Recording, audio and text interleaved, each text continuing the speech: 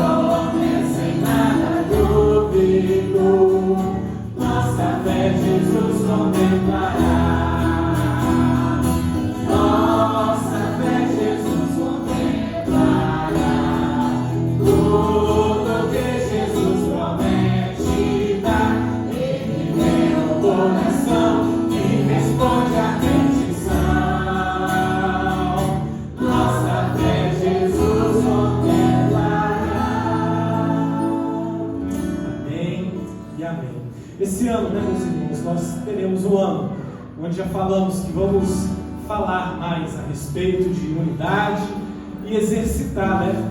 Mas também nós vamos cantar a respeito dessa unidade que nós devemos ter. E eu quero cantar juntamente com os irmãos a canção, né, que vai dizer que nós somos um corpo e uma família. Enquanto estivermos cantando essa canção, eu quero convidar você a cumprimentar o irmão que está do seu lado e dar um abraço nele, e vamos juntos nos confraternizar como família, né?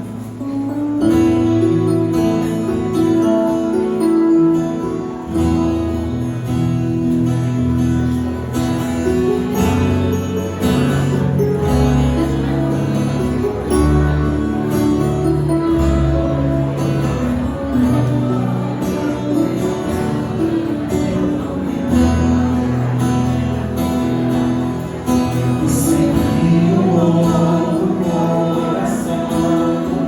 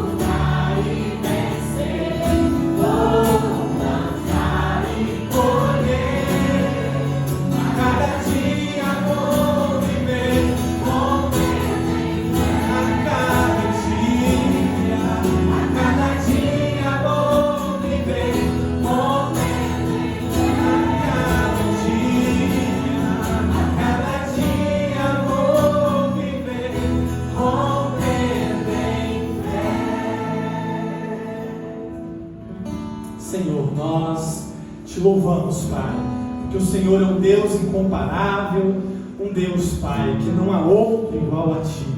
E nessa manhã, Pai, nós clamamos, suplicamos ao Senhor que aumente a nossa fé, Pai. Aumente a nossa fé, porque muitas vezes nós fraquejamos, nós sentimos, Pai, em dúvida com relação à nossa vida, mas de uma coisa nós precisamos ter certeza, Pai, que o Senhor é real, que a volta de Cristo está perto e que nós cada dia mais ansiemos a sua volta e que busquemos cada dia, Maranata, ora vem, Senhor Jesus, e que nessa manhã nós sejamos fortalecidos naquilo que nós cremos, Pai, por meio da Tua Palavra, Pai. Fale conosco nessa manhã, é o nome de Jesus que te pedimos. Amém. Você pode se sentar.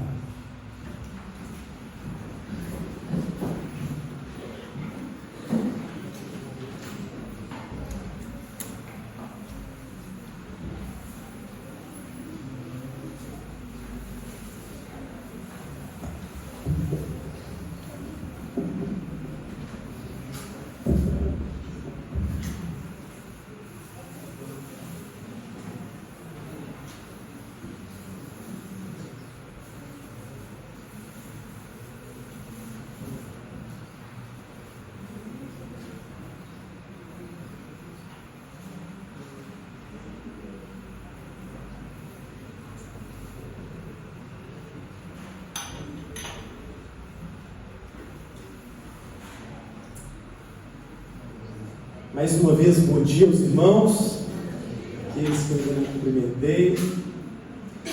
Como os irmãos podem ver aqui, o malabarismo todo, o pastor Paulo ele tirou esses dias de férias e está na minha incumbência compartilhar aos irmãos, a palavra que o Senhor ministrou no meu coração essa semana. E eu quero convidar os irmãos a abrirem suas Bíblias lá no livro de Tiago.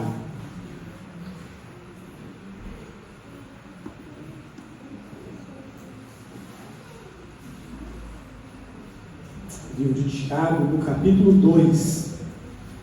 Nós vamos ler dos versos 14 até o verso 26.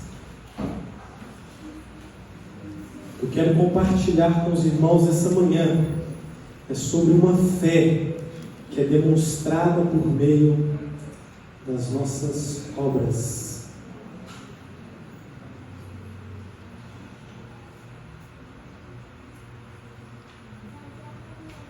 Vai dizer-nos assim: de que adianta, meus irmãos, alguém dizer que tem fé, se não tem obras? Acaso a fé pode salvá-lo? Se o irmão ou irmã estiver necessitado de roupas e do alimento de cada dia, e um de vocês lhe disser, vá em paz, aqueça-se e alimente-se até satisfazer-se, sem porém lhe dar nada, de que adianta isso? Assim também a fé por si só, se não acompanhada de obras, está morta. Mas alguém dirá, você tem fé, eu tenho obras.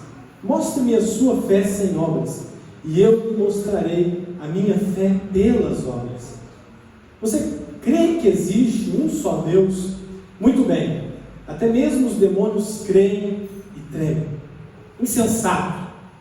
Quer certificar-se de que a fé sem obras é inútil? Não foi Abraão, nosso antepassado, justificado por obras, quando ofereceu seu filho Isaque sobre o altar? Você pode ver que tanto a fé como as obras estavam atuando juntas, e a fé foi aperfeiçoada pelas obras. Cumpriu-se assim a Escritura que diz: Abraão creu em Deus, e isso lhe foi acreditado como justiça. Ele foi chamado amigo de Deus. Vejam que uma pessoa é justificada por obras, e não apenas pela fé. Caso semelhante é o de Raabe, a prostituta. Não foi ela justificada pelas obras quando acolheu os espias e os fez sair por outro caminho? Assim como o corpo sem espírito está morto, também a fé sem obras está morta. Meus queridos, Na semana passada, o Gessé Mael, ele ministrou a palavra a nós, e foi interessante ver, né, aquilo que ele falou a nós a respeito desse chamado que nós temos, né, de sermos um, de vivermos em unidade, de congregarmos, termos comunhão, essa exortação mútua que devemos ter. Até mesmo, né, esse testemunho que eu e você temos, e que é um papel importantíssimo no anúncio de Cristo às pessoas do mundo, né? Esse ano o nosso tema é o ano da unidade, e também, né, eu tive a oportunidade de expor aos irmãos no final do ano passado um texto que está lá em João 17, 21, que está escrito aqui atrás, né? Para que vocês sejam um, como o Pai, pode que sejam um, Pai, como tu estás em mim e eu em ti, que eles também sejam um. E aí está até em destaque ali, né? Para que o mundo creia que tu me enviaste, né? E pegando o gancho, né, desse trecho, que as pessoas crerão em Cristo quando eles verem nós, a unidade que nós temos, é importantíssimo, né, que nós falemos a respeito de algo que nos une.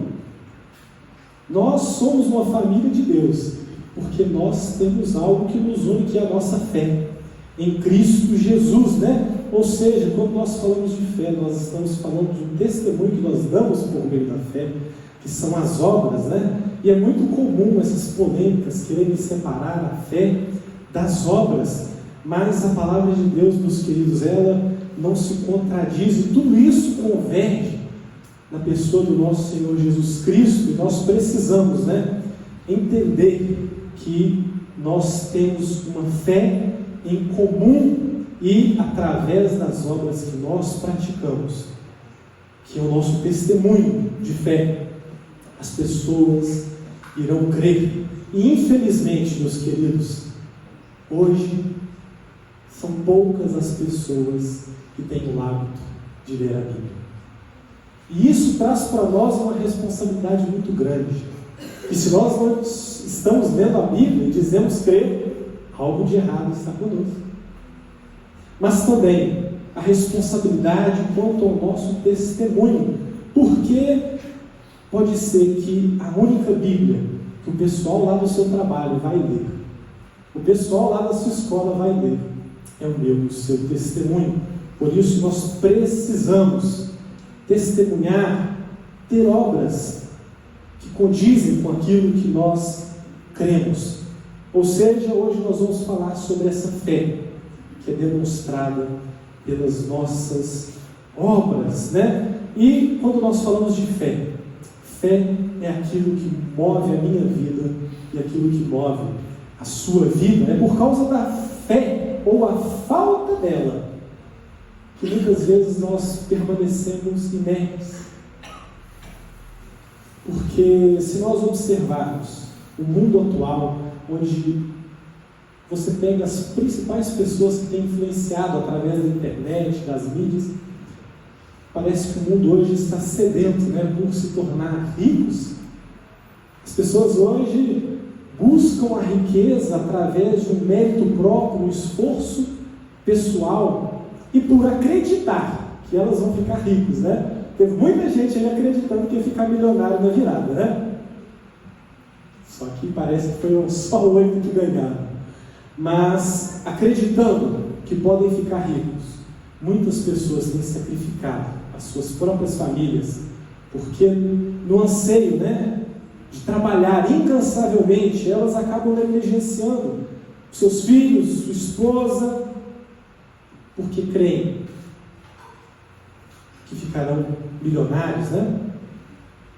Quando nós tomamos a decisão de nos casar, não é porque nós cremos que ao nos unirmos a outra pessoa, nós permaneceremos unidos, né, o restante dos nossos dias. E o fato de nós acreditarmos isso faz com que nós casemos, né? Até mesmo porque crê na palavra de Deus, que é propósito de Deus para nós, né, que o homem não esteja só, então ele vai unir a uma mulher, né, e vai formar ali a sua família. Ou seja, a crença que nós temos, ela nos move de um ponto A para um ponto B, seja ele qual for, mas a falta dela também faz com que nós não tomemos determinadas atitudes ou postura. E agora os homens vão me entender muito bem, né? Quando tem a final do campeonato, o nosso time vai jogar. Se no primeiro jogo o nosso time perde de 3-0, eu não gasto meu dinheiro para ir lá assistir, e muito menos o meu tempo, porque só vai lá quem acredita, né, que o time irá ganhar de 4 gols, né, para ser campeão, ou no mínimo 3, para que a partida vá para os pênaltis. Ou seja, a fé que nós temos, aquilo que nós cremos, nos move em direção a algo, né? E nós não podemos ser indiferentes em questões que são cruciais da nossa fé. E esse texto que nós lemos a respeito da fé em Tiago, esse Tiago que escreve esse livro, né? Nós sabemos que dentre os 12 apóstolos de Cristo haviam ali 2 Tiagos, um que era o filho de Alfeu e um que era irmão do nosso Senhor Jesus Cristo. E esse Tiago que escreve esse livro, ele é irmão de Jesus, líder da igreja em Jerusalém. E no tempo onde ele vai escrever esse texto, né, nós sabemos que naquele tempo a Judéia passou por um grande momento de fome, né? Até o apóstolo Paulo, em uma das suas viagens, ele vai levantar uma grande oferta para enviar para aqueles irmãos. E isso é interessante porque um dos exemplos que ele vai nos dar aqui da falta de fé é olhar ao nosso lado e ver a necessidade dos nossos irmãos e sermos indiferentes. Tiago, né, ele vai usar, né, de uma escrita que se assemelha muito com aquilo que nós lemos lá no livro de Provérbios, né? E ele vai trazer na sua carta, em poucos capítulos, assuntos relacionados à nossa prática cristã. Ele ao tempo todo vai nos chamar à prática daquilo que nós dizemos crer. Mas o que seria então, meus irmãos, essa fé que eu e você precisamos ter? Uma fé que vai agradar ao nosso Deus, né? E por mais que nós procuremos conceitos de pessoas que possam dizer a respeito da fé, o que os dicionários possam dizer a respeito dessa fé, a própria palavra de Deus nos diz que ela é a certeza daquilo que nós esperamos e a prova daquilo que nós não vemos. Quando nós olhamos para esse texto em Tiago, ele vai nos colocar alguns questionamentos, ele vai desenvolver a respeito da fé por meio de algumas perguntas que nos confrontam com relação à nossa fé. E a primeira pergunta que ele vai começar esse texto é: do que adianta a sua fé? Se quando eu olho para a sua vida eu não vejo obras que condizem com aquilo que você diz crer. E ele vai dar um exemplo, né? Eu já citei, de um irmão necessitado. No verso 15 ele vai dizer: olha, se o seu irmão estiver precisando de roupa, alimento diário, e você disser a ele simplesmente, né, vá em paz, alimente-se até satisfazer-se, porém de nada vai adiantar. Assim também, né, a fé por si só, se não estiver acompanhada das nossas obras, ela é morta, né? E aí ele vai questionar não só a respeito, né, das obras, mas ele chega até a dizer, né, a sua fé é capaz de salvá-lo? O segundo questionamento que ele vai levantar, né? A sua fé pode salvá-lo? E aí, muitos, ao decorrer da história, tentaram, né, separar obras de fé. Tentaram colocar como se Tiago estivesse contradizendo Paulo no que ele diz lá em sua carta aos Efésios. Abra sua Bíblia aí, em Efésios 2, 8 a 10. E nós vamos ver que Paulo vai dizer lá a respeito da fé. E muitos ingenuamente, né, chegam a dizer que eles se contradizem no que dizem cada um a respeito da fé, né? No linguajar jovem, né? Vão dizer que tem treta aí entre Paulo, né, e Tiago, um criando polêmica com o outro.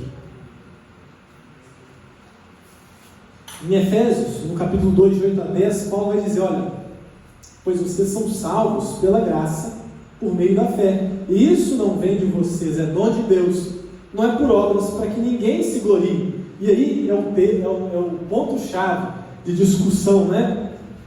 Entre as obras e a fé. E aí no verso 10 vai dizer, porque somos criação de Deus, realizada em Cristo Jesus para fazermos boas obras, as quais Deus preparou de antemão, para que nós as praticássemos, né? E aí quando nós olhamos aqui, fica até um pouco confuso, né? Paulo está dizendo que somos pela graça, por meio da fé. É pela graça, é pela fé ou é pelas obras? Afinal de contas, como é que eu e você somos salvos? O que é a graça, meus irmãos? A graça é um favor que eu e você não merecemos. E aí quando nós entendemos, né, a graça, e a graça, só um parênteses, né, que me abençoou muito ao entender isso, eu quero compartilhar com os irmãos, né? A graça e a misericórdia de Deus são como duas faces de uma mesma moeda, né?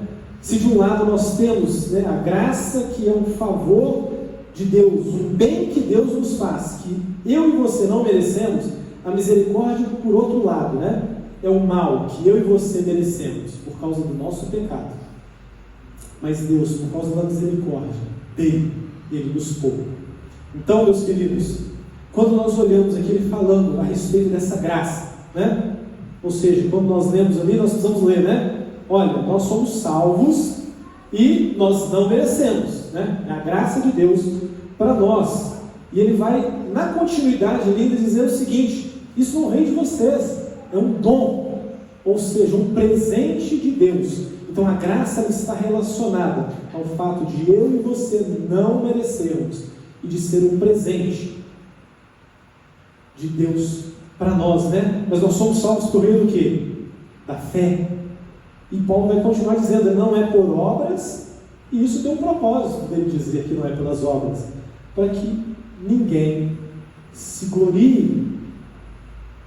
Algo que muitas vezes nós confundimos, né, na nossa vida cristã, é de vivermos uma vida baseada nos nossos méritos. E é por isso que Paulo vai dizer aqui, olha, a fé, a salvação de vocês não é pelas obras, porque se fosse pelas obras, a salvação seria uma meritocracia, né? E nós vimos aqui que a origem da nossa salvação vem de Deus, né, por meio da fé.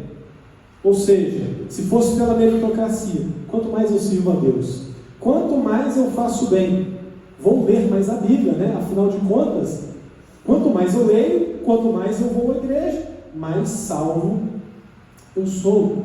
Mas o que muitas vezes nós ignoramos, né, ao falar a respeito dessa fé, que também é por meio das obras, é que o próprio apóstolo Paulo vai dizer no verso seguinte, né? No verso 10 ele vai dizer que eu e você fomos criados por Deus em Cristo Jesus para fazermos o quê?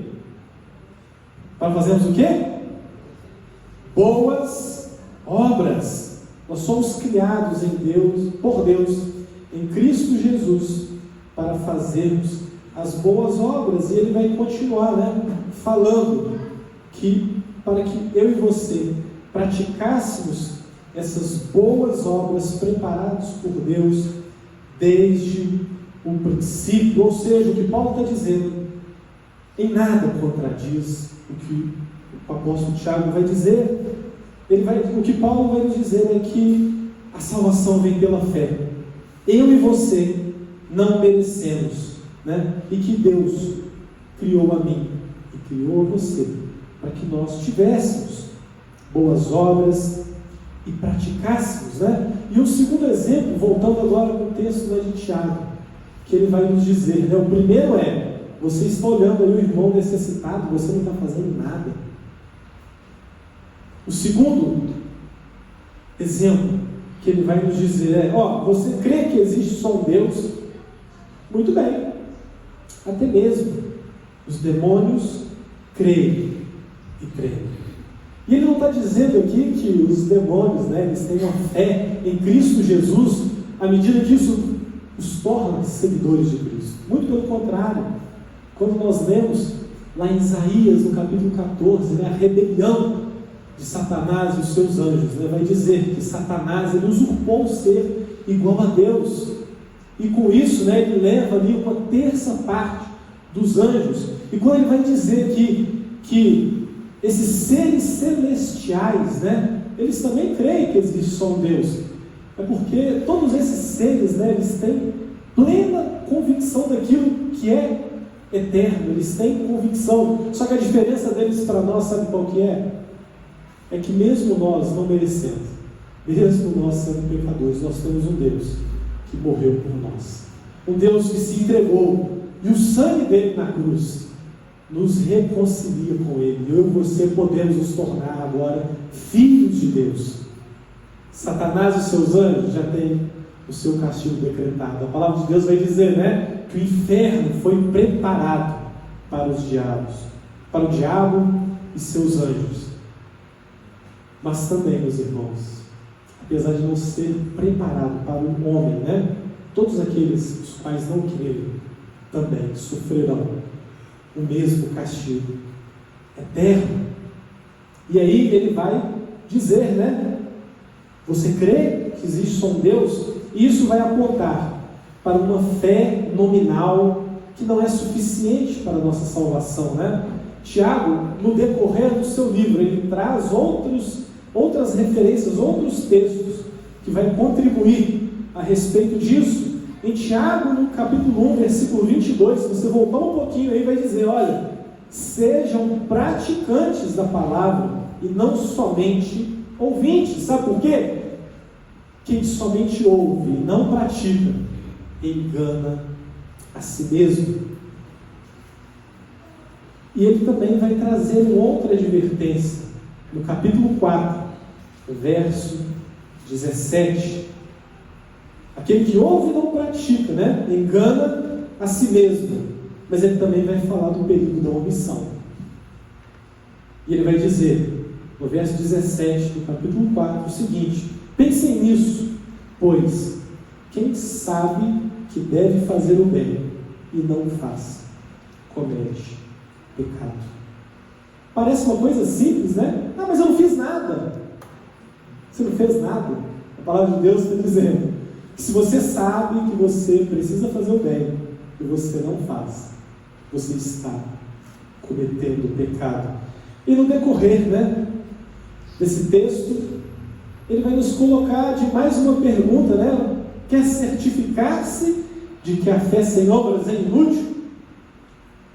Mas antes dessa pergunta, ele já vai fazer uma afirmação categórica de que pessoas que dizem ter fé, mas não têm obras, são pessoas insensatas, né? E pessoas insensatas, o que seria ser insensato, né? Aquilo que não é conforme um bom senso. É como se a pessoa não estivesse em seu juízo perfeito. Chega a ser uma insanidade você falar uma coisa, mas não praticar aquilo que você diz crer.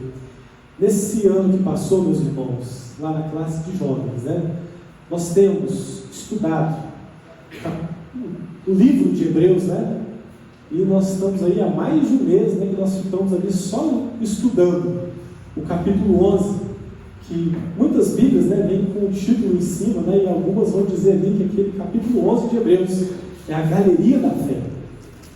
Quando nós lemos aqui, né, o início do livro de Hebreus, nós temos não só a definição do que é fé, mas nós também temos ali diversos homens e mulheres que por meio daquilo que fizeram, deram testemunho de sua fé, né? E aí, nós ao olharmos para a vida deles, né, o capítulo 11, ele é enorme, e aí, em 2 ou 3 versículos ele vai dizer, né, o que é a fé.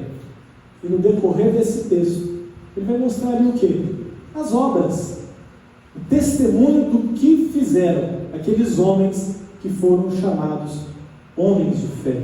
Tamanha importância das nossas obras, da nossa prática cristã. E esse é o tipo de fé, meus irmãos, que agrada a Deus.